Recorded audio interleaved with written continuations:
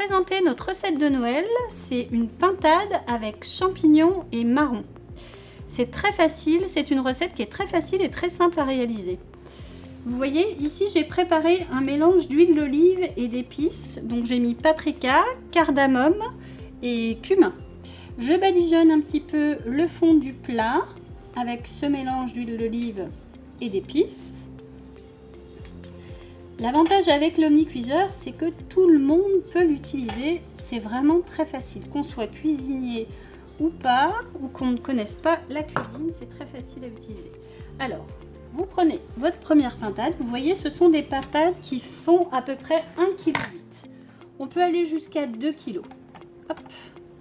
Je les positionne dans ma cocotte. Voilà. Ensuite, vous badigeonnez avec pareil ce mélange d'huile d'olive et d'épices vos pintades. Pas besoin d'en mettre beaucoup.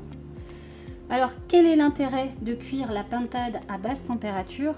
Elle va rester forcément beaucoup plus moelleuse et humide qu'en cuisson traditionnelle, parce que dans cette ambiance humide vapeur à moins de 100 degrés, vous n'allez pas dessécher les viandes et au contraire vous allez vous régaler. Alors la première est faite, vous voyez. Alors en termes de préparation, je dirais que c'est très rapide. Hop. Autre avantage aussi, c'est qu'une fois que j'aurai lancé la cuisson, je ne vais pas soulever le couvercle. Donc pas besoin d'arroser comme dans un four classique. Et la pintade, qui est une viande dite sèche, ça va être un régal. Hop. Donc voilà la deuxième. Il me reste une petite cuisse à enduire. Alors vous pouvez faire exactement la même chose avec un chapon ou une dinde. Hein. C'est le même principe. On met tout en même temps. Ici, vous voyez, j'ai mis des marrons cuits et des champignons congelés que j'ajoute à ma préparation. Donc j'ai mis un bocal de marrons. Vous avez de la place autour, au-dessus. De toute façon, tout sera parfaitement cuit. Hop. Alors je case les marrons et les champignons de chaque côté de la pintade. Bon, alors c'est pas vraiment évident parce que je suis derrière l'omnicuiseur, mais vous à la maison vous serez devant, il n'y a aucun problème.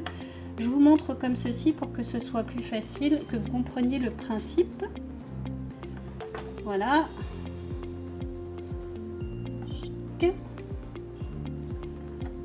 Voilà.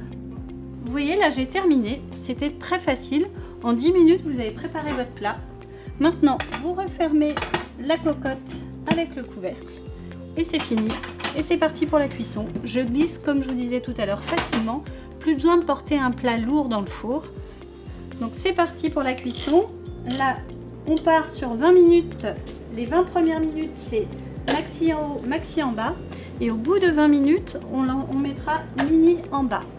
Jusqu'à ce que la pintade soit parfaitement dorée en haut. Et une fois que la pintade est parfaitement dorée, on mettra mini en haut jusqu'à la fin de cuisson, jusqu'à 1h30 à peu près.